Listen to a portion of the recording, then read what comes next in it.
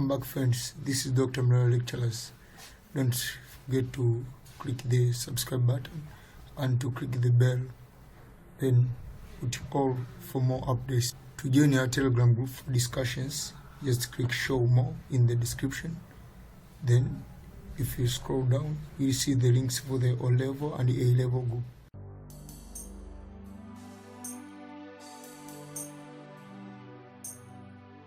Welcome back, students. This is coordination session 22, and as you are following up my sessions, in the previous sessions we discussed about the what happens in the nerve cell until the nerve impulse propagates from one point to another. Now let's see about the detailed mechanism of the conduction of the nerve impulse step by step.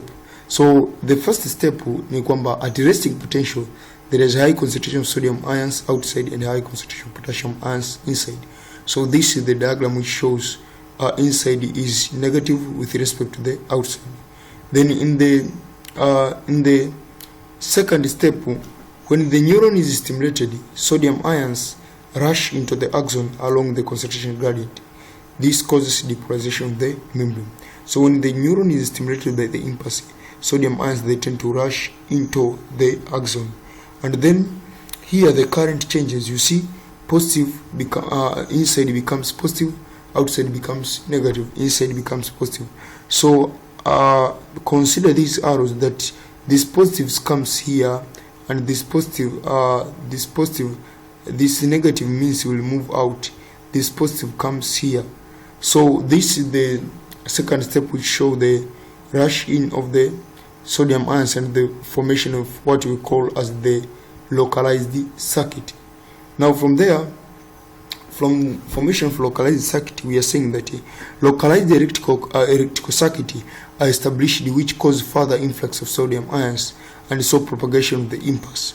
So further influx of the sodium ions cause the propagation of the impulse iweze kwenda mbele.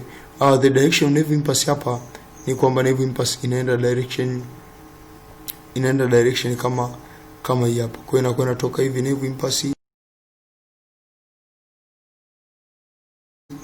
inaenda direction hapa. That is the direction of nerve impulse. Behind the impulse, potassium ions begin to leave the axon along concentration gradient. So you see in stage 3 potassium ions zimeshaanza kutoka hapo, kutokana na kwamba humo ndani mnakuwa mna many sodium.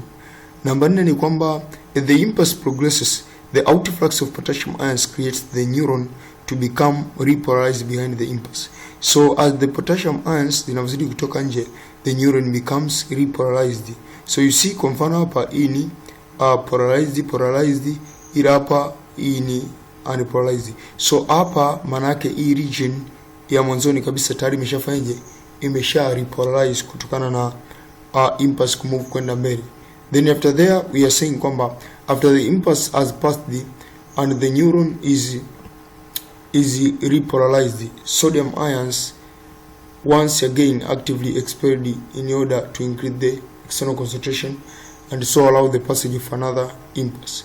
So that's all about the mechanism of transmission of nerve impulse and what happens actually in the neurons.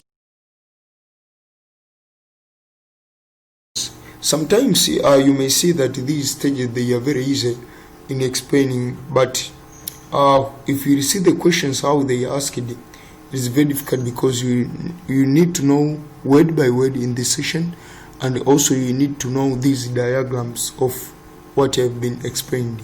So let us end up here. In the next session we'll be discussing about the synapse and its structure. Thank you everybody. Let I wish you nice studies.